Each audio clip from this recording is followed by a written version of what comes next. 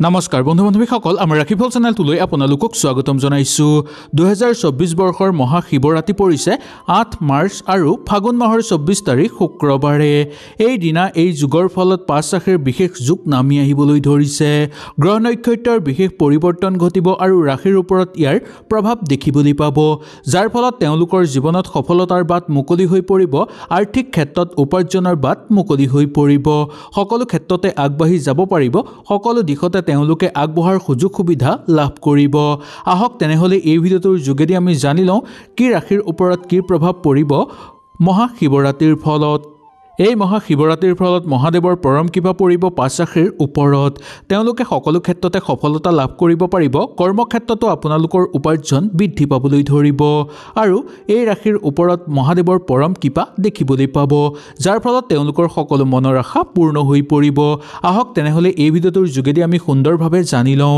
ভিডিঅ'টো ভাল লাগিলে লাইক এটা কৰি আমাৰ মনোবল বঢ়াব আৰু আপোনালোকৰ বন্ধুবৰ্গৰ লগত শ্বেয়াৰ কৰি তেওঁলোককো উপকৃত কৰিব এক নম্বৰটো হ'ল মেঘ ৰাশি জাতক জাতিকাসকলৰ ফলত ভাগ্যৰ তলা খুলিব বহু দিনৰ পৰা ৰৈ থকা কাম আপোনালোকৰ হৈ পৰিব জীৱনৰ সকলো বাধা দূৰ হৈ আপোনালোকৰ জীৱন আনন্দময় হৈ পৰিব ব্যক্তিগত জীৱনো আপোনালোকৰ সুন্দৰ হৈ পৰা দেখিবলৈ পোৱা যাব আৰু আপোনালোকৰ জীৱনৰ অগ্ৰসৰৰ ক্ষেত্ৰত আপোনালোকে বহু দূৰ আগুৱাই যাব পাৰিব সকলো ক্ষেত্ৰতে আপোনালোকে সফলতা লাভ কৰিব পাৰিব জীৱনত চলি থকা সকলো সমস্যা সমাধান কৰিব পাৰিব মহাদেৱৰ পৰম কৃপা লাভৰ ফলত আপোনালোকে যিকোনো কাম হাতত ল'লে সেই কাম সুচাৰুভাৱে আপোনালোকৰ হৈ পৰা দেখিবলৈ পোৱা যাব ব্যক্তিগত জীৱনতেই হওক বা সামাজিক জীৱনতেই হওক আপোনালোকৰ সুনাম অৰ্জনৰ প্ৰবল যোগ দেখিবলৈ পোৱা যায় দূৰ ভ্ৰমণৰো প্ৰবল যোগ আপোনালোকৰ হ'ব পাৰে বিশেষকৈ প্ৰেমৰ কাৰণে খুব শুভ বুলি মনা যায় প্ৰেমৰ অপেক্ষাত ৰৈ থকা লোকসকলৰ কাৰণে খুব শুভ হ'ব আপোনালোকে মনে বিচৰা জীৱন সংগী লাভ কৰিবলৈ সক্ষম হ'ব প্ৰেম বিবাহৰো প্ৰবল যোগ দেখিবলৈ পোৱা যায় সন্তানৰ কাৰণেও আপোনালোকে আনন্দিত হৈ পৰিব ব্যৱসায়িক বাণিজ্যৰ লগত জড়িত লোকসকলেও ব্যৱসায়ত লাভৱান কৰিব পাৰিব আৰু ব্যৱসায়ত লাভৱান কৰি আপোনালোকে সেই অৰ্থ জমাও কৰিব পাৰিব দৈনন্দিন কৰ্মক্ষেত্ৰৰ লগত জড়িত হৈ থকা লোকসকলৰ কাৰণেও মংগলময় বুলি ক'ব পৰা যায় ৰাজনৈতিক ক্ষেত্ৰত সুনাম বৃদ্ধি পাব আপোনালোকৰ চাকৰিয়ালসকলৰ কাৰণে পদোন্নতিৰ প্ৰবল যোগ দেখিবলৈ পাব শত্ৰুৰ পৰাক্ৰম কমি আহিব তথাপিও একেবাৰে আপোনালোক নিশ্চিত নহ'ব নতুনকৈ কাম হাতত ল'ব বিচাৰিলে ল'ব পাৰিব এই শিৱৰাত্ৰিৰ পিছতেই সেই শিৱৰাত্ৰিৰ পিছতেই আপোনালোকে যিকোনো কাম শুভ কাম কৰিব বিচাৰিলে কৰিব পাৰিব বা ঘৰত যদি কিবা মাংগলিক অনুষ্ঠান অনুষ্ঠিত কৰিব বিচাৰে তেনেহলেও আপোনালোকে সুন্দৰভাৱে অনুষ্ঠিত কৰিব পাৰিব দুই নম্বৰটো হ'ল মিথুন ৰাশি জাতক জাতিকাসকলৰ এই শিৱৰাত্ৰিৰ পিছতেই আপোনালোকৰ ভাগ্যৰ শুভ ফল দেখিবলৈ পাব কৰ্মক্ষেত্ৰত নতুন নতুন পদক্ষেপ ল'ব পাৰিব আৰু কৰ্মত অৰ্থ উপাৰ্জন কৰিব পাৰিব নতুনকৈ যদি ব্যৱসায়িক বাণিজ্য আৰম্ভ কৰিব বিচাৰে তেনেহলেও আপোনালোকৰ বহু মংগলময় হৈ পৰিব এই শিৱৰাত্ৰিৰ পিছতেই আপোনালোকৰ বহু সমস্যা সমাপ্ত হৈ পৰিব আৰু সমস্যাৰ পৰা আপোনালোকে বাচি চলিব পাৰিব প্ৰেমৰ জীৱনত সংগীৰ লগতো আপোনালোকে সময় অতিবাহিত কৰি আনন্দিত অনুভৱ কৰিব পাৰিব ব্যৱসায়িক দিশত অৰ্থ লাভৰ প্ৰবল যোগ আপোনালোকৰ দেখিবলৈ পোৱা যায় মনৰ দৃঢ়তা বৃদ্ধি পাব মনৰ চাপ কিছু পৰিমাণে দূৰ হ'ব ঠিকাঠুকলি কৰা লোকসকলেও সুযোগ সুবিধা আপোনালোকে লাভ কৰিবলৈ সক্ষম হ'ব ঘৰুৱা পৰিৱেশত এক আনন্দময় পৰিৱেশ আপোনালোকৰ বিৰাজ হ'ব মাটি বাৰী সা সম্পত্তিৰ ক্ষেত্ৰত আপোনালোকৰ শুভ দেখিবলৈ পোৱা যায় পৈতৃক সম্পত্তি লাভৰ প্ৰবল যোগ আপোনালোকৰ দেখিবলৈ পোৱা যায় প্ৰশাসনিক বিষয়াসকলৰ পদোন্নতিৰ যোগ দেখিবলৈ পোৱা যাব ৰাজনৈতিক ক্ষেত্ৰত আপোনালোকৰ মধ্যম ফলাফল দেখিবলৈ পোৱা যায় ওচৰ চুবুৰীয়াৰ লগতো থাকি আনন্দিত অনুভৱ কৰিব খেল ধেমালি কৰা লোকসকলৰ কাৰণে সুনাম অৰ্জনৰ প্ৰবল যোগ নামি আহিব আৰু দাম্পত্য জীৱনটো আপোনালোকে আনন্দময় হিচাপে পাৰ কৰিব পাৰিব বা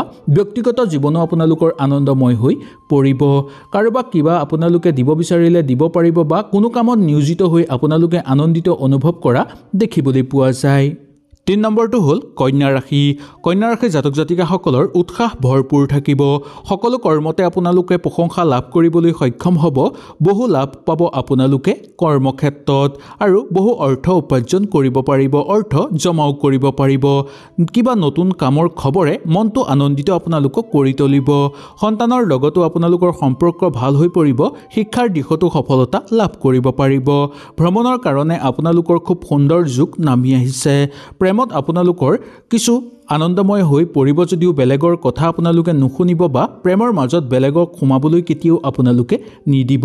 যদি বেলেগ প্ৰৱেশ কৰে তেনেহ'লে প্ৰেমত কণ্ডল সৃষ্টি হোৱাৰ সম্ভাৱনা দেখিবলৈ পোৱা যাব। ৰাজনৈতিক ক্ষেত্ৰত শুভ দেখিবলৈ পোৱা যাব। বন্ধুবৰ্গৰ লগতো আপোনালোকে সময় অতিবাহিত কৰি আনন্দিত অনুভৱ কৰিব পাৰিব। সন্তানৰ কাৰণে আপোনালোকৰ মান যশ বৃদ্ধি পাবলৈ ধৰিব। ধৰ্মীয় অনুষ্ঠানত যোগদান কৰি আনন্দিত অনুভৱ কৰিব আৰু সংগ সুখ আপোনালোকে লাভ কৰিব পাৰিব। ওচৰ চুবুৰীয়াৰ লগতো সময় অতিবাহিত কৰি আনন্দিত হ'ব। লগতে দ্ৰব্য লাভৰ প্ৰবল যোগ দেখিবলৈ পোৱা যায়। শিক্ষাৰ মানদণ্ড উজ্বলি পৰিব। পিতৃ মাতৃ স্বাস্থ্য আগতকৈ উন্নত হৈ পৰিব।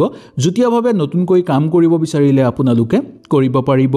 আপোনালোকে আনক সহায় কৰি আনন্দিত অনুভৱ কৰিব আৰু লগতে অচিনাকি ব্যক্তিৰ পৰা আপোনালোকে সহায় সহযোগিতা লাভ কৰিবলৈ সক্ষম হ'ব। বিয়া বাৰুৰ প্ৰবল যোগ আপোনালোকৰ নামি আহিব আৰু বিয়া বাৰুৰ প্ৰবল যোগৰ ফলত আপোনালোকৰ খুব আনন্দময় পৰিৱেশ বিৰাজ কৰিব। 4 নম্বৰটো হ'ল ধনুৰাশি।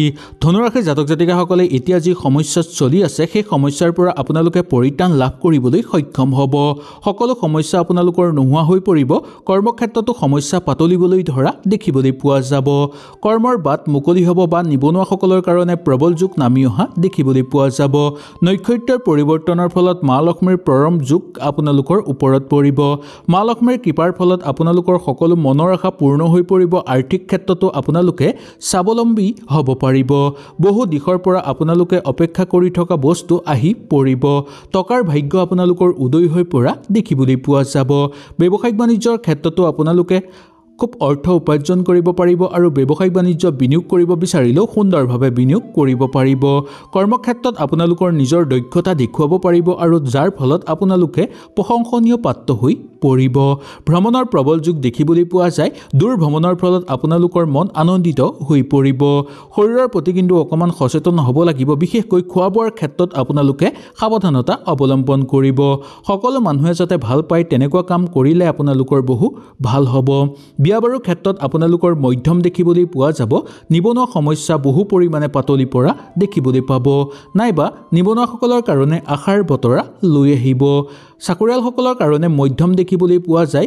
ঘৰত মাটি সম্পত্তি আপোনালোকৰ ক্ৰয় প্ৰবল যোগ দেখিবলৈ পাব। ঠিকা ঠুকলি কৰা লোকসকলৰ কাৰণে মধ্যম হিচাপে পাৰ কৰিব পাৰিব।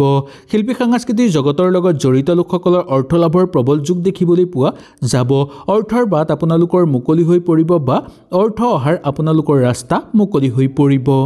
5 নম্বৰটো হ'ল মীন ৰাশি।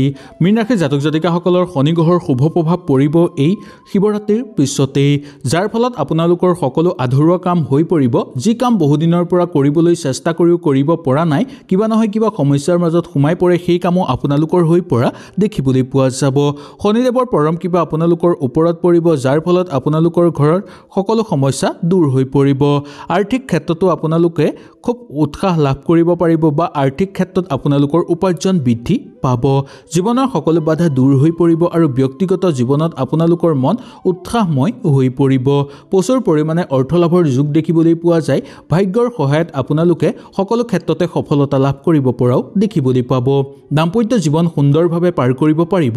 বন্ধুবৰ্গৰ লগতো আনন্দময় হিচাপে দিন অতিবাহিত কৰিব পাৰিব। দৈনন্দিন কাম কাজৰ লগত জড়িত হৈ থকা লোকসকলৰ সমস্যা কিছু পৰিমাণে পাতল হৈ পৰিব। ধৰ্মীয় ক্ষেত্ৰত সুনাম অৰ্জন কৰিব পাৰিব। প্ৰেমত মধ্যম দেখিবলৈ পোৱা যায়। ভ্ৰমণ কৰিব পাৰিব। ওচৰ চুবুৰীয়াৰ লগতো গতানুগতিক হিচাপে পাৰ হ'ব। ৰাজনৈতিক ক্ষেত্ৰতো আপোনালোকৰ সুনাম দেখিবলৈ পোৱা যায়। কাৰ্যকৰী পৰিকল্পনা সুন্দৰভাৱে সিদ্ধি হৈ পৰিব আৰু সেই পৰিকল্পনা সিদ্ধি হোৱাৰ ফলত আপোনালোকৰ মন আনন্দিত হৈ পৰিব। পৰিয়ালৰ মাজত আপোনালোকৰ সন্মান বৃদ্ধিৰ প্ৰবল যোগ দেখিবলৈ পোৱা যায়।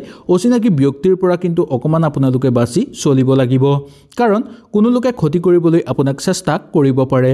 তাক অলপ চলি ৰাখিলে বা বাছি ৰাখিলে আপোনালোকৰ একো অসুবিধা নহ'ব। হয়তো এই ভিডিঅ'টোৰ যোগেদি আপোনালোকে সুন্দৰভাৱে বুজি পালে। যদি কিবা অসুবিধা পালে নিশ্চয় মোক তলত কমেণ্ট কৰি জনাব।